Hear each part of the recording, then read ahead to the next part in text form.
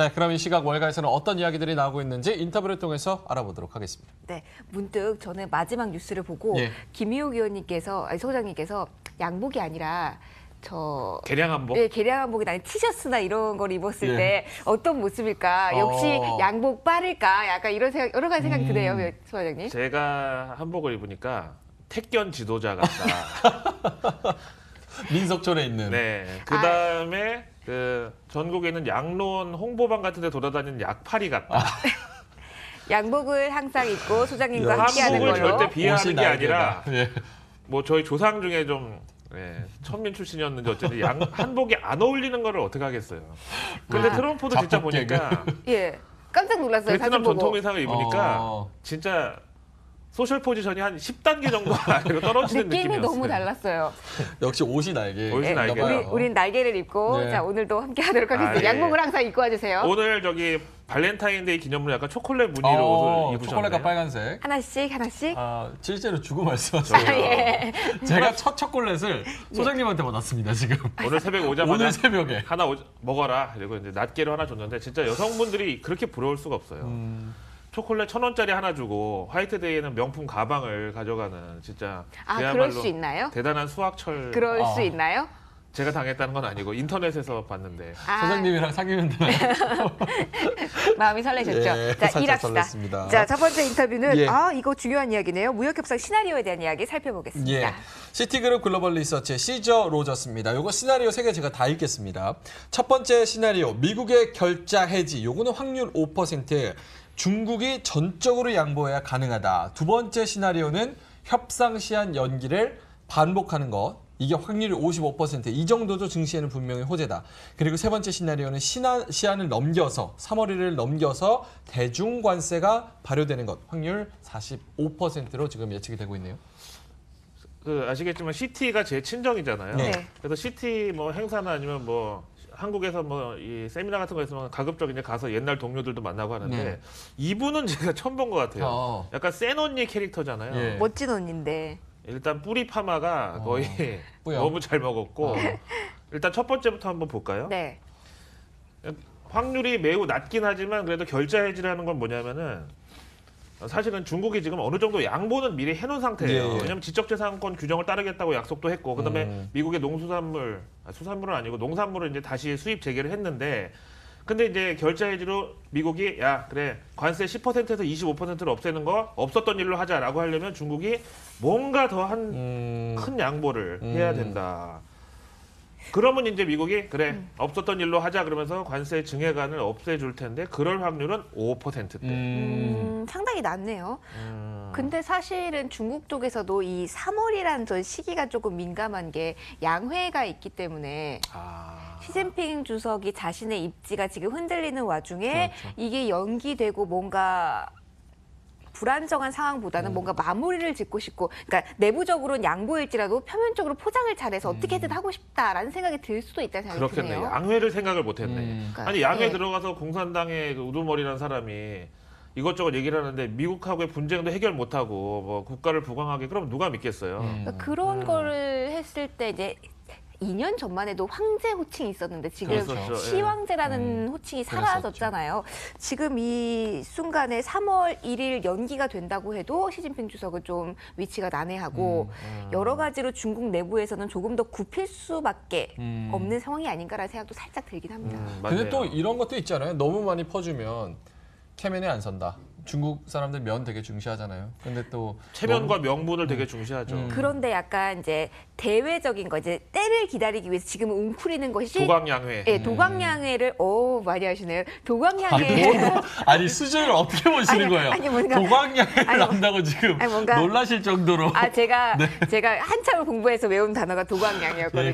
김민지 앵커가 소장님을 어떻게 생각하는지 여기서 드러났습니다. 아니, 칭찬을 받고도 기분이 더러운 상황이랄까. 누가 아닙니다. 순댓국을 사줘서 먹었는데 먹다가 돼지 이빨이 나온 적이 있어요. 제가 거의 지금 그런 럭키. 기분이에요. 돼지 이빨이 럭키예요. 네. 제가 한자에 특히 원래 약했어서 많이 고생을 해서 그래요. 도광양회. 거기다가 이제 재밌네요. 예. 외교적으로는 이제 옛날에 쿠바 사태 때도 그랬지만 표면적으로 나온 것보다는 내부적으로 자신들끼리 이야기의 내용은 다르잖아요.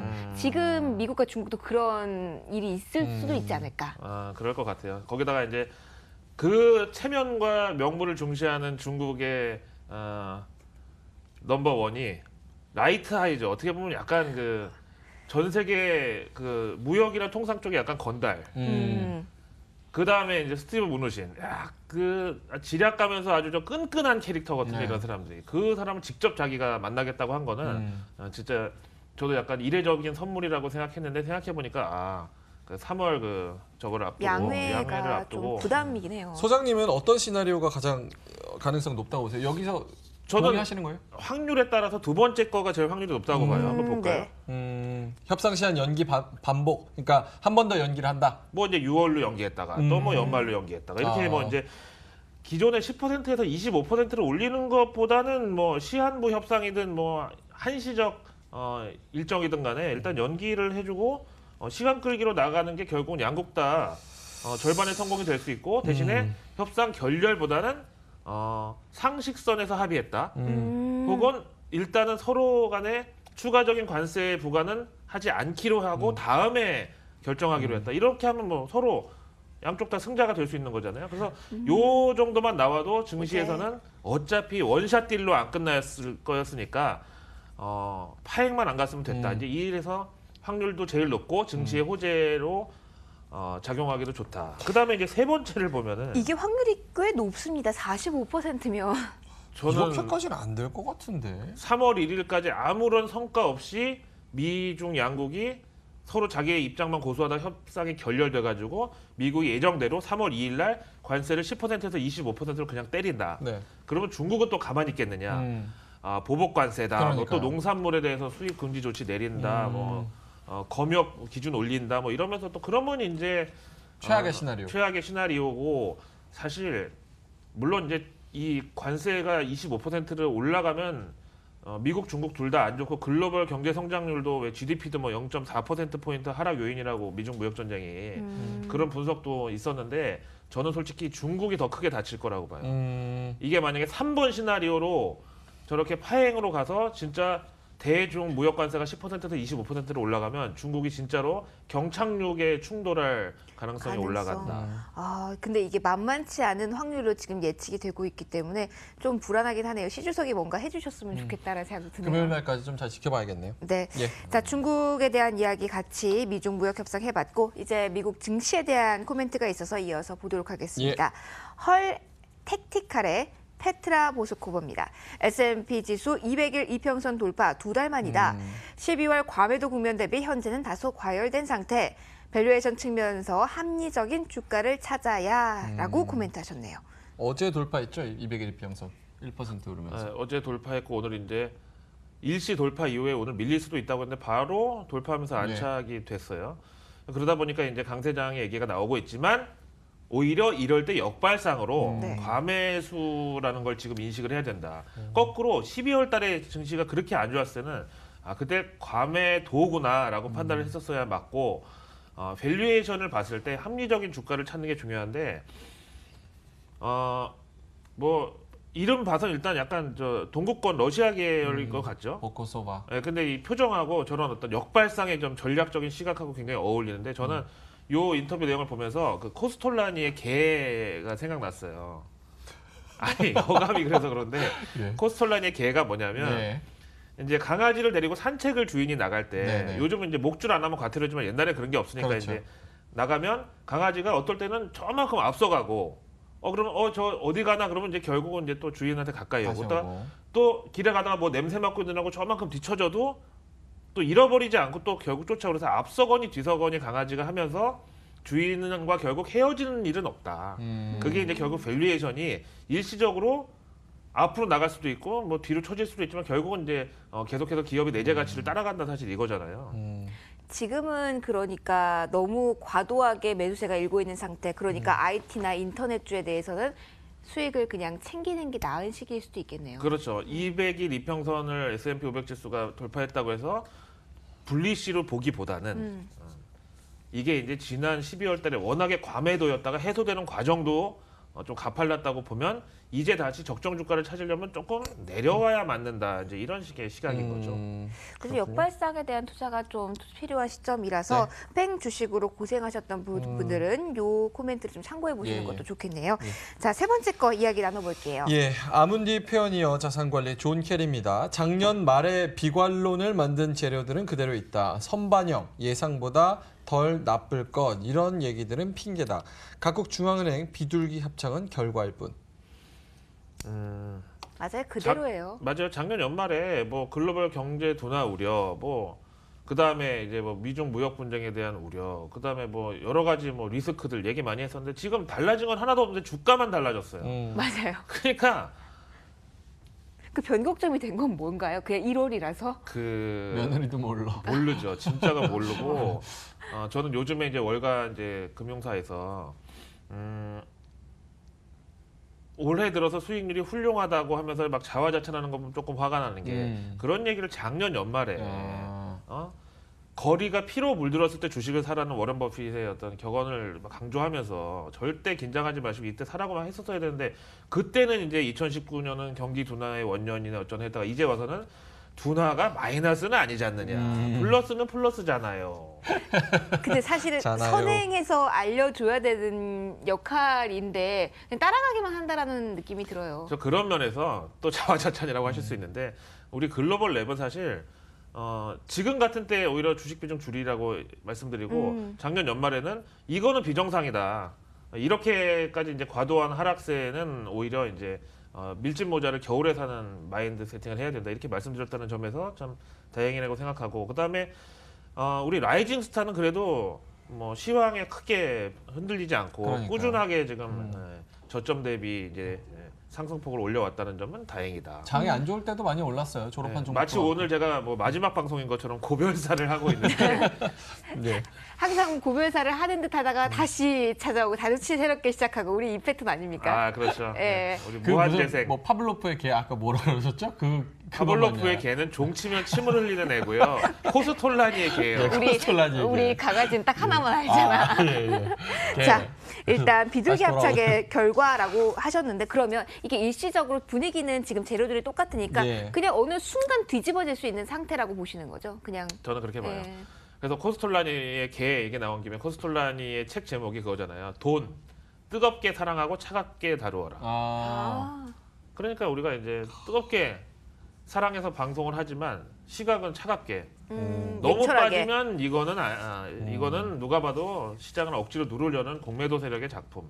또 지금같이 아무런 펀더멘탈 달라진 것도 없고 미국에서 시총 대형주들의 애플, 뭐 IT, 캐터필라 뭐 이런 CEO들이 올해는 실적에 대한 기대치를 낮춰야 된다고 했는데 예상치가 낮아지면서 실적 호조를 기록할 가능성이 더 높네요 하면서 사는 이거는 누가 봐도 이제 좀 과열로 가는 좀 분위기가 있다 이거죠. 너무 뻔하게 보지 않는 게 중요한 네. 것 같습니다. 이거 인터뷰 두 개 있는데 어떤 거 읽을까요? 하나는 북한 얘기고 하나는 달러 얘기인데. 북한 얘기를 아니 짧게 하나씩 뭐 어, 짧게 그래요? 하나씩 할까요? 그럼 달러 예, 얘기 먼저 알겠습니다. 가도록 할게요. 자, 싱가포르은행의 신모성입니다. 자주 등장하시는 분이죠. 예. 무역 분쟁 장세 속에 오른 건 달러뿐이다. 안전자산 넘어 고수익 통화라는 인식. 연준 비둘기색 물 빠져 수요 늘 듯. 오늘 CPI가 0% 나와가지고 이렇게 보면 미국이 물가가 오히려 오르기보다는 약간 하방 압력이 있을 수밖에 없다. 왜냐하면 예. 지금 날씨도 춥고 뭐 그다음에 백투스쿨 시즌 계약철도 다가오는데 소비가 없는 상태 아니냐. 이런데도 불구하고 오늘 달러 인덱스는 0.46% 네. 상승 마감을 했죠. 그러니까 97달러 선은 예. 와.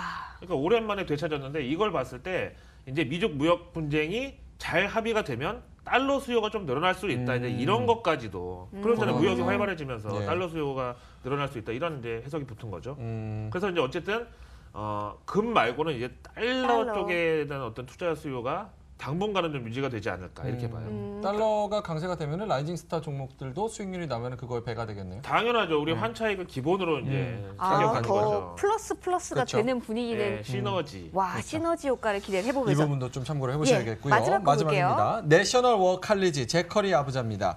트럼프 북과 김정은의 쇼케이스를 제시를 한다. 베트남 모델 거친 북의 안성맞춤. 사회주의 넘어서 글로벌 경제 진출 큰 이득이 될 것이다. 이렇게 당근을 던지는 것이다.